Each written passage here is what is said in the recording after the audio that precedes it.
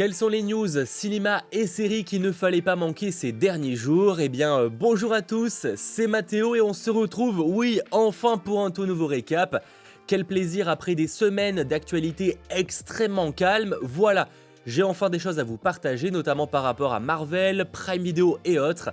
Mais ne perdons pas plus de temps, petit pouce vers le haut, abonnez-vous et actualisons.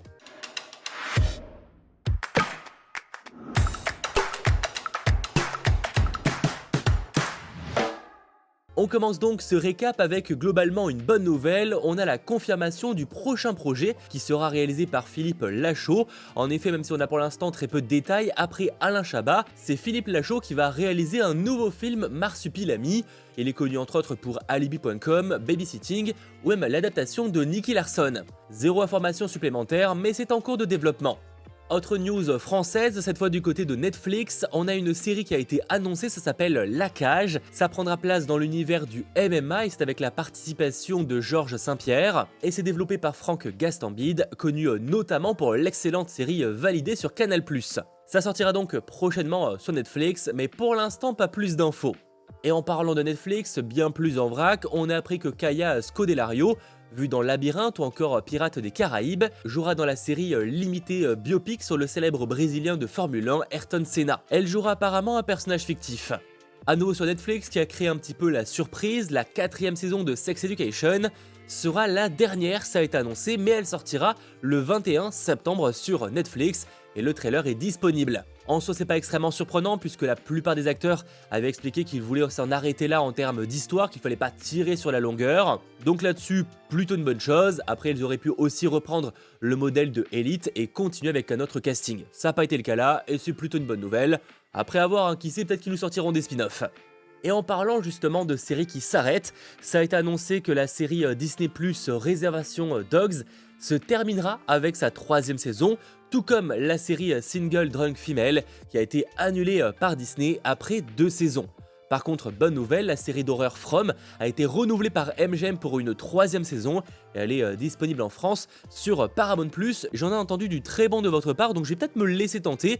Et si vous l'avez regardé, eh bien n'hésitez pas à me faire part de votre avis en commentaire. Avant d'enchaîner sur des news cinéma, Marvel ou encore Prime Video, je rappelle que si vous aimez ce format des récaps ciné et séries, il est vraiment important de le dire en lâchant un petit pouce vers le haut, mais aussi en vous abonnant à la chaîne pour ne rien manquer en termes d'actualité, même si effectivement ces derniers temps, c'est quand même extrêmement calme. On espère que ça va s'intensifier, même si en soi là c'est tout nouveau, ça vient de sortir dans les salles de cinéma, le nouveau film Insidious, donc 5ème opus, et donc vient une question, alors rassurez-vous, zéro spoiler, mais vient la question, est-ce qu'on peut s'attendre à un 6ème film Insidious?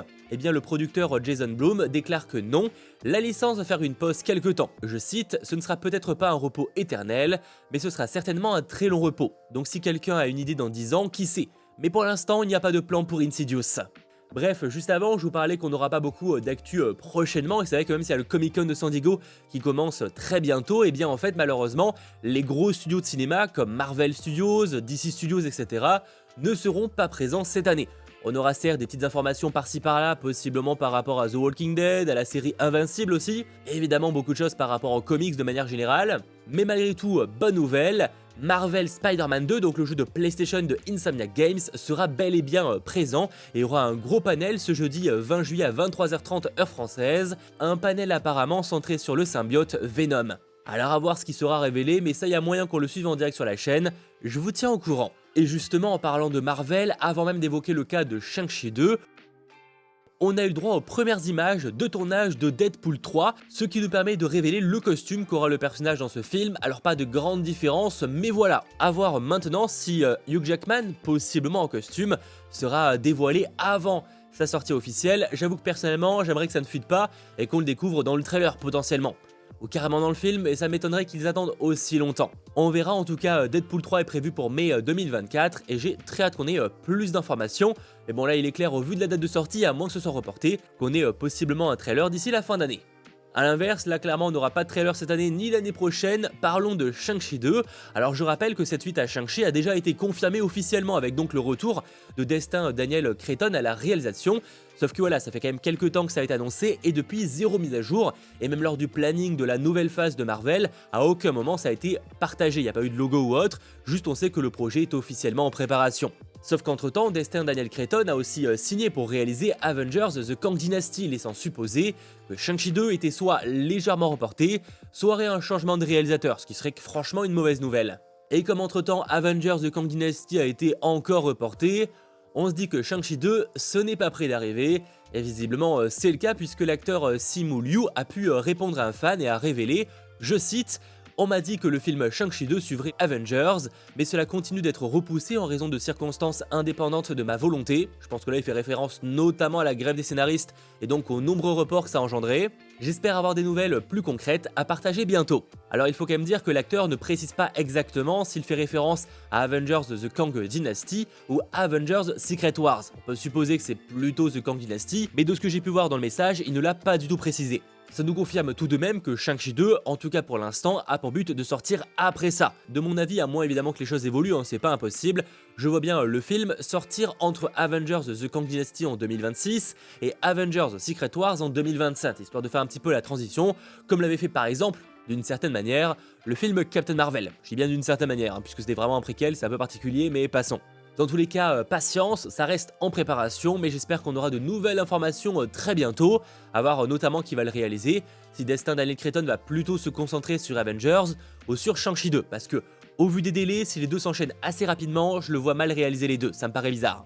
Et sinon, pour terminer ce récap en beauté, parlons de Amazon et précisément de Prime Video. Alors un petit peu pour poser le contexte, il faut savoir qu'en 2022, Amazon a dépensé 7 milliards de dollars pour des émissions originales, des programmes sous licence ou encore des droits sportifs pour Prime Video. En 2021, c'était 5 milliards de dollars qui avaient été investis par Amazon. Et faut dire que beaucoup des séries qu'ils ont postées, même si la plupart sont passées un peu inaperçues, ont coûté extrêmement cher, c'est notamment le cas de la série Périphérique ou encore de Daisy Jones and the Six qui ont apparemment tous deux coûté plus de 100 millions de dollars. Et ne parlons même pas de la série Citadel qui a elle pour sa première saison coûté 250 millions de dollars et n'a même pas réussi, tout comme les séries que je viens de vous citer, à apparaître dans le top 10 des programmes les plus regardés aux USA. On a aussi la série sur le Seigneur des Anneaux qui a certes beaucoup attiré au début au vu de la popularité de la licence, mais qui selon les informations et les stats, n'a pas spécialement convaincu sur le long terme. C'est pourquoi selon Bloomberg, Amazon se pencherait sur ses dépenses par rapport à Prime Video pour voir pourquoi ça coûte si cher et si ça ne peut pas être mieux investi. Parce qu'en fait l'avantage qu'a Amazon à ce jour, c'est que c'est Amazon. Et comme le dit très bien Bloomberg, qu'est-ce que c'est finalement que 7 milliards de dollars quand l'entreprise en génère 500 milliards ? Et c'est là où il y a souvent une petite douille, c'est que Amazon en fait ne communique quasiment pas ses chiffres pour Prime Video. En général, c'est pas extrêmement bon signe. Bref, même si Prime Video n'a pas pour vocation d'être la branche la plus rentable de Amazon, j'imagine que ces derniers veulent faire un peu plus attention sur ce qu'ils dépensent. Et en soi, c'est peut-être pas une mauvaise idée parce que bon, clairement la série Citadel, alors même si c'est un cas assez spécial parce qu'il y a des problèmes de reshoot, etc. 250 millions, je ne sais pas où est parti le budget. C'est les actualités qu'il ne fallait pas manquer ces derniers jours, j'espère comme d'habitude que ce récap vous aura plu et j'espère qu'on se retrouvera très bientôt pour de nouvelles vidéos parce que là clairement c'est le calme plat. Et passez de très bonnes vacances pour ceux qui les auraient débutés.